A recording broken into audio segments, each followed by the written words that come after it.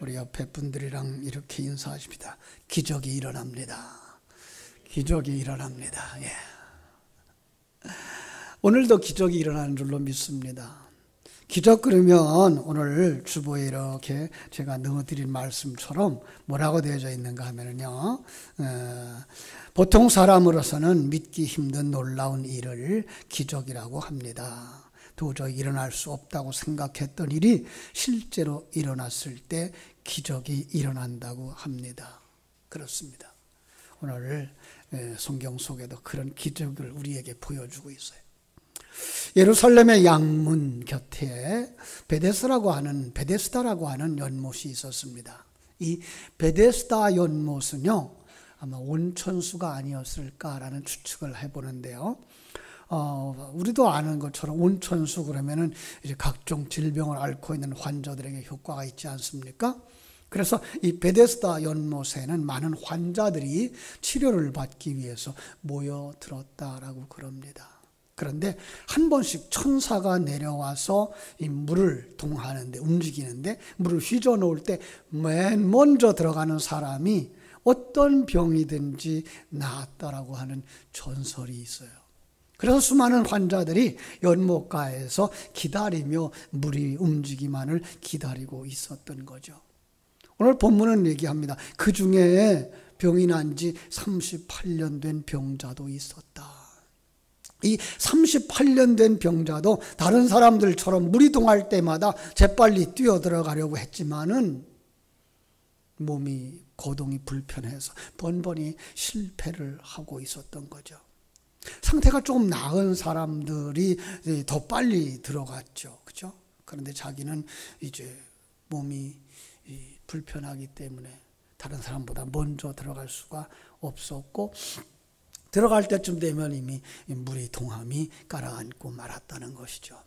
그래서 38년 된 병자는 병이 나을 수 있는 기회를 놓쳐버리고요, 지금껏 병자로 거기 있었던 거예요.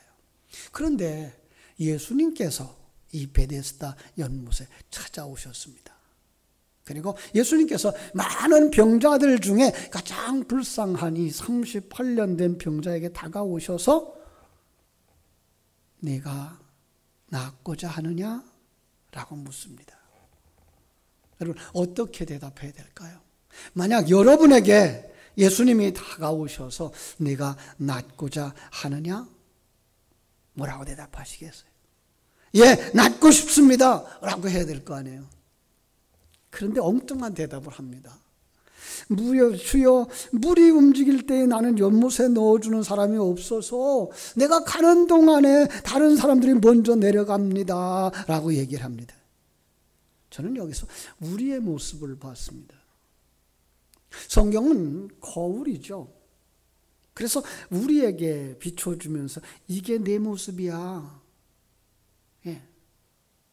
그렇습니다.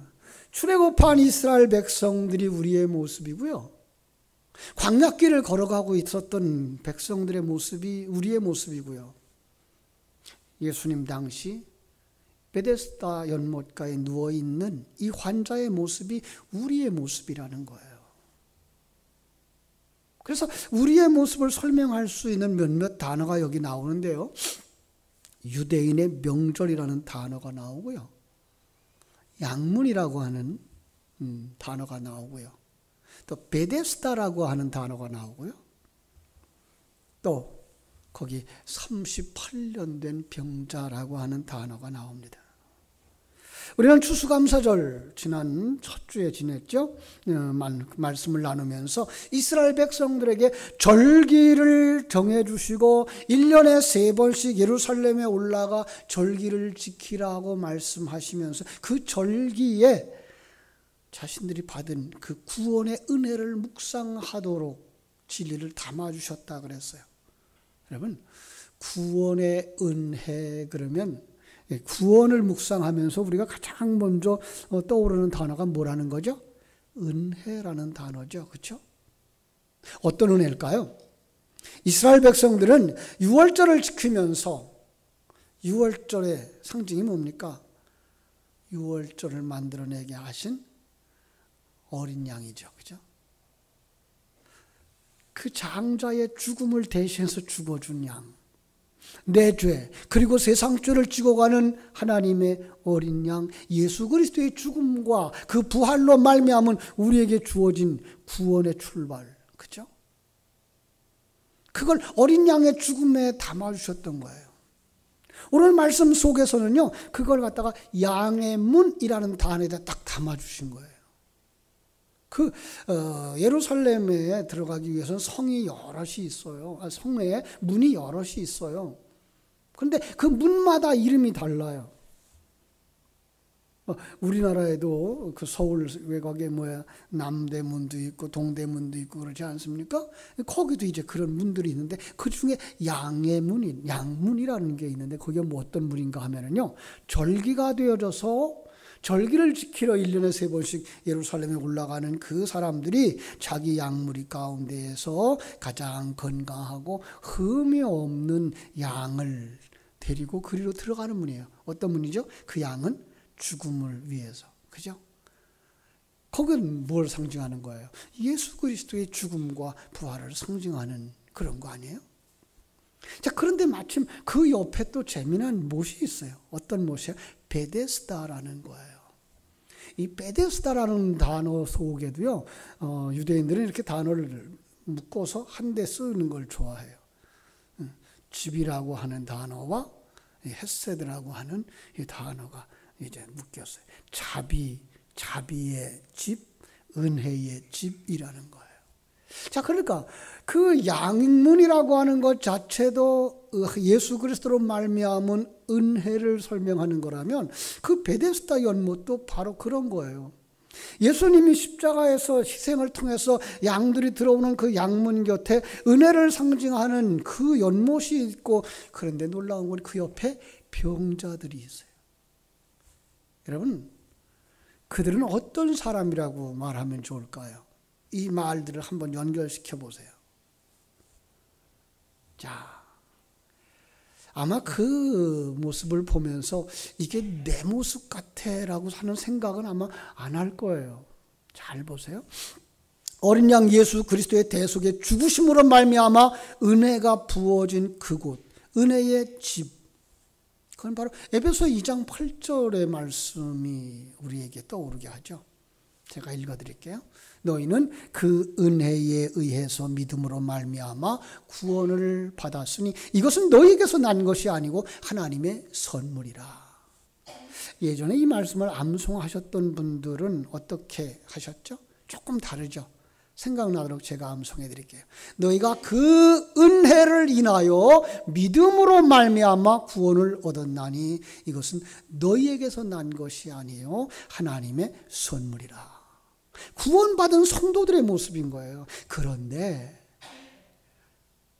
그 은혜 받은 자들이, 구원받은 자들이 지금 그 구원을 누리지 못하고 있는 모습. 예, 그게 뭐예요? 병자. 그 중에서도 38년 된 병자라고 이야기를 하고 있는 거예요. 은혜를 받았고 구원을 받았습니다. 구원받은 성도들입니다. 그런데 이미 구원을 받았지만은 그 구원을 누리지 못하고 있는 거예요. 구원은요, 과거형이 있어요. 구원을 받았다라고 말하고요. 현재형이 있어요. 지금 구원을 이루어가는 중이다. 구원의 미래형이 있어요. 구원은 되어질 것이다. 예. 그래서 출애굽한 이스라엘 백성들이 애굽에서 나오는 그림이 있는가 하면 그들이 광야를 건너가는 그림이 있는 것이고요. 그리고 그들이 가나안 땅에 들어가는 그런 그림이 있는 것처럼 말해요. 잘 보세요. 빌립보서 2장 12절을 제가 읽어드릴게요. 거기에서 과거도 찾아보시고 현재도 찾아보시고 미래도 찾아보세요. 그러므로 나의 사랑하는 자들아, 너희가 나 있을 때뿐만 아니라, 나 있을 때, 바울이 그들과 함께 있었던 과거예요. 더욱 지금 나 없을 때에도, 현재예요. 지금 항상 복종하여 두렵고 떨림으로 너희의 구원을 이루라. 미래예요. 그렇죠? 자, 바울을 통해서 복음이 전해졌을 때 그들은 믿음으로 말미암아 구원을 받은 자들이에요. 그런데 지금도 어떻게 하라고요? 두렵고 믿고 떨리는 마음으로 항상 복종하라는 거예요. 그래서 어떻게 하라고요? 미래의 구원을 완성하라. 그렇습니다. 구원은요, 예수님을 만남으로 시작된 겁니다. 그래서 끝난 거 아닙니다. 신앙생활을 통해서 성장 과정을 통해서 그가 끊임없이 영적 전쟁을 해야 되는 거예요. 그리고 마침내 하나님의 자녀가 되어서 천국에 들어가는 것이지요. 그런데 지금 이 병든 자의 모습이 비춰지는 거예요. 38년 된 병자. 몸에 병이 들었어요.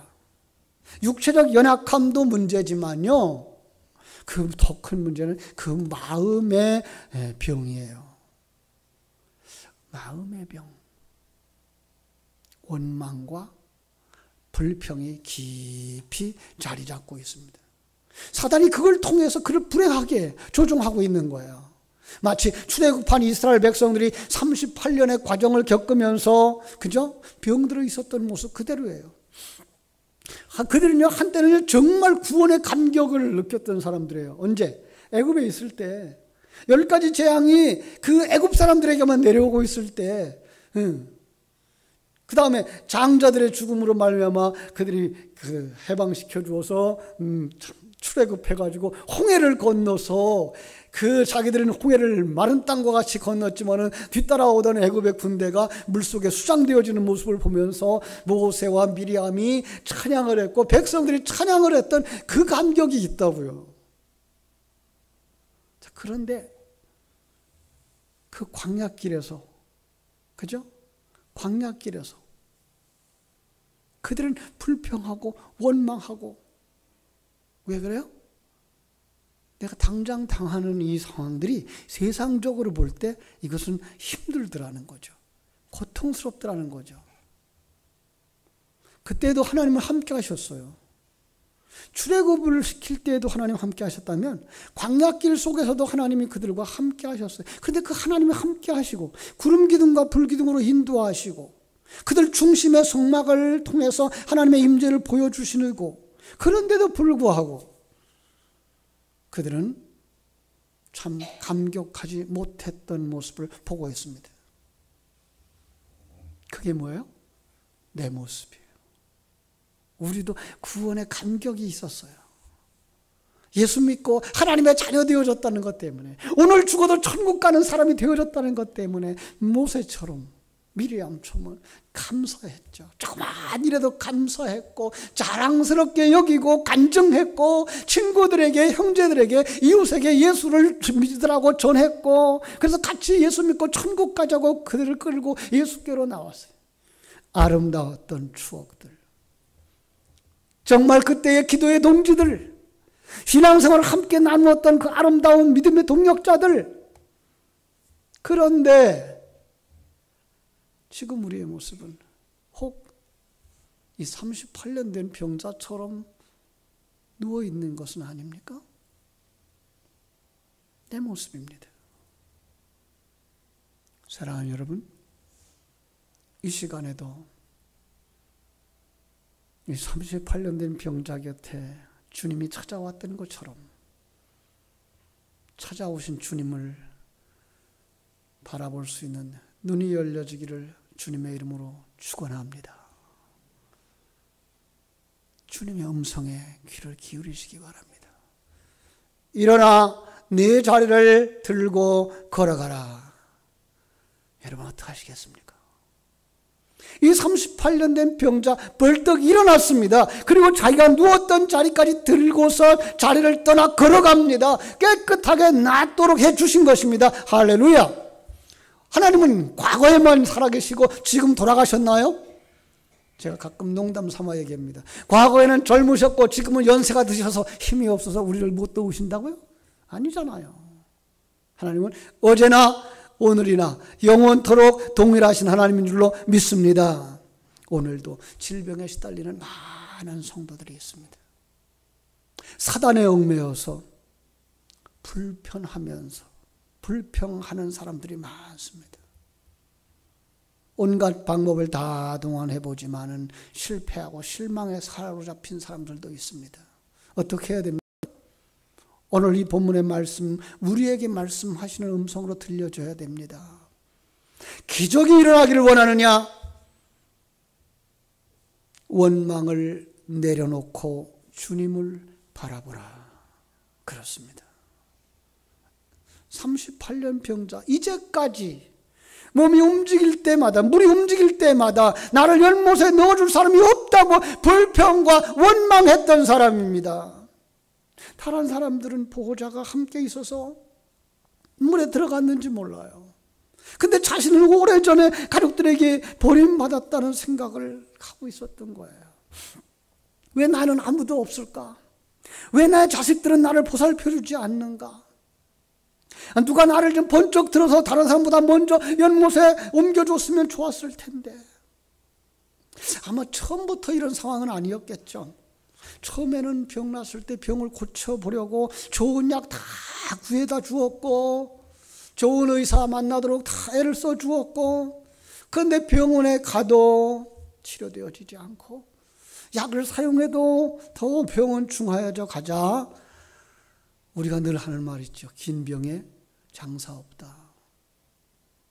아마 그래서 그냥 베데스다 연못가에 내놓는 것은 아니었을까. 그런데 어떤 사람이 베데스다 못에서부터 치유되어져 가지고 올라오는 것을 보내는 거예요. 그걸 볼 때 뭐예요? 원망이 나오는 거예요. 사람이 없었다면, 내가 먼저 들어갔었다면 나을 수 있었을 텐데, 내가 낫지 못하는 건 저 사람이 먼저 들어갔기 때문이야 라는 생각을 하는 거예요. 아니, 함께 고생하던 병자가 나았으면 나은 사람을 바라보면서 기뻐해야 되고, 그죠? 할렐루야 찬송해야 될 텐데, 그 생각보다는 마음에 서린 한이 너무나도 크기 때문에 불평과 원망으로 가득 차여 있는 거예요. 여러분, 그 불평과 원망 뒤에 누가 있다고요? 사단이 있는 거예요. 마귀가 있는 거예요. 다시 한번 조금만 좀 눈 뒤로 물러서서 하나님의 섭리를 보셨으면 좋겠어요. 하나님의 창조한 세계입니다. 하나님이 섭리하고 있고, 한 사람 한 사람 하나님의 사람으로 만들어가기 위해서 하나님이 경륜하시는 하나님입니다. 그 과정을 거쳐갈 때 옛사람 벗어버리고 새 사람으로 완성되어져가는 그 과정. 근데 그 과정을 보지 못하고요, 그 상황에 빠져버리면 이 사람처럼 불평하고 원망할 수밖에 없는 거죠. 여러분, 어제도 우리 다니엘 기도회를 통해서 간증하는 강사의 이야기를 들으셨을 거예요. 그분 참 가톨릭대 그 교수이기도 하고요, 미술교사, 그 치료학 박사이기도 한데 불구하고 그 마음속에 뭐가 있던가요? 상처. 그죠? 그래서 뭐예요? 계속 불평을 했던 그 인생들. 안타까움이죠. 이게 바로 38년 된 자의 모습인 거죠. 여러분, 그 문제를 바라다 보지 마시고요, 눈을 들어서 주님을 바라보게 되기를 주의 이름으로 축원합니다. 주님만 바라보고 있으면 안 돼요. 주님의 말씀에 믿음으로 순종하시기 바랍니다. 예수님 말씀으로 역사하십니다. 병자를 향하여서 일어나 내 자리를 들고 걸어가라 라고 말씀하십니다. 어떻게 해야 됩니까? 여러분, 그 말을 들을 때의 병자의 입장에서 생각해 보세요. 할 수 있는 일은 하나도 없어요.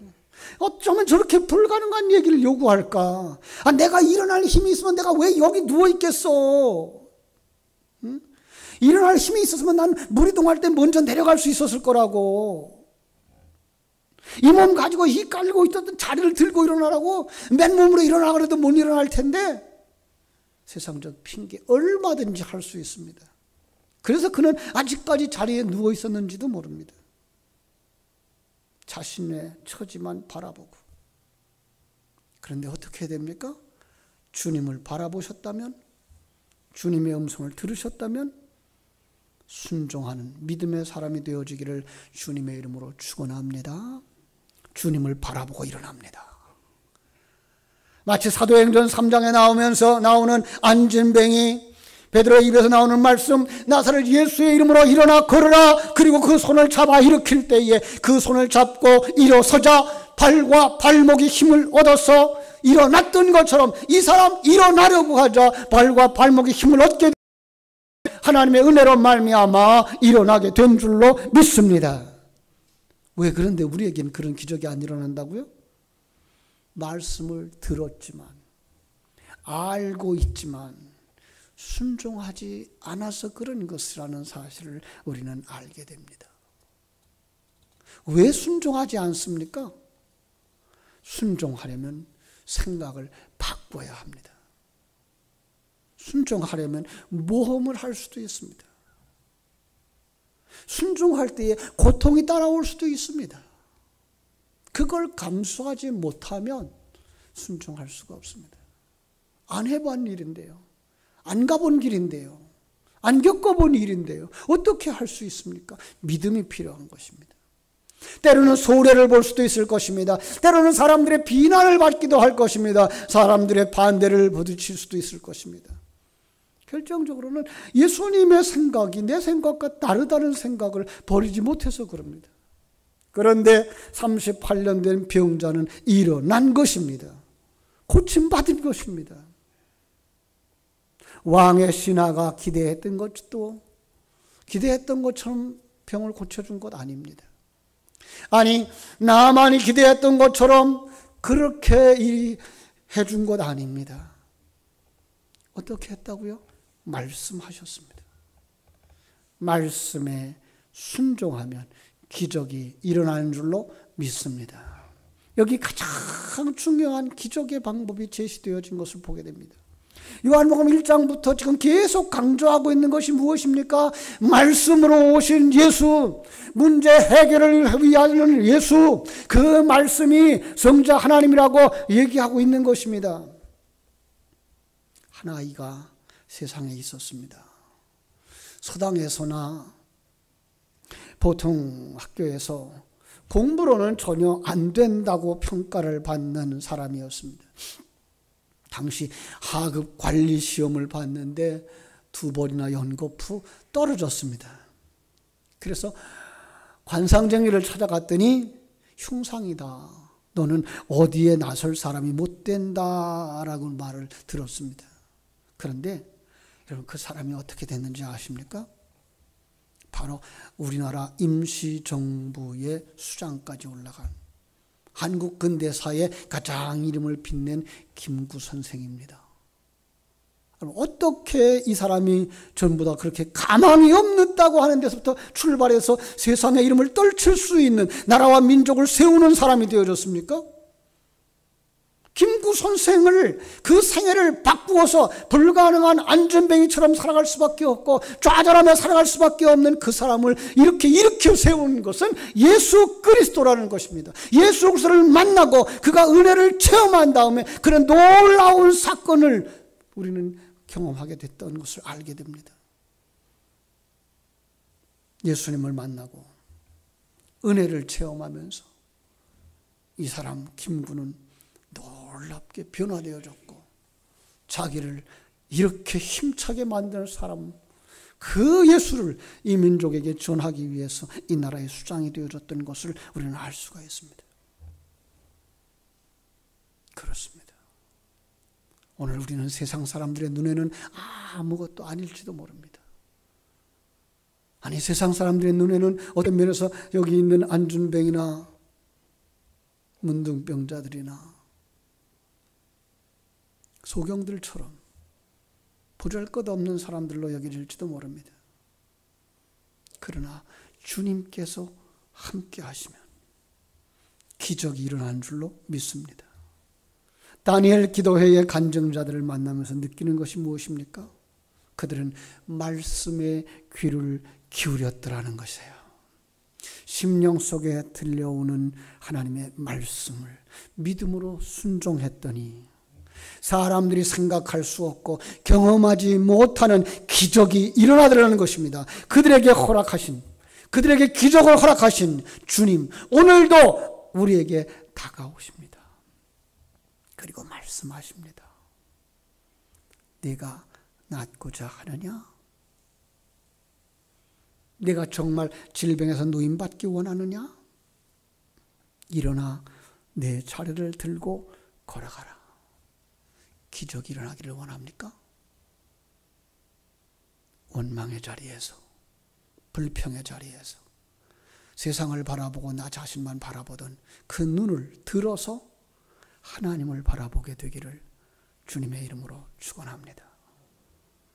그 하나님이 주시는 그 하나님을 믿음으로 바라보고 그 말씀에 순종할 때 그 말씀은 여러분을 변화시키는 기적의 능력이 될 줄로 믿습니다.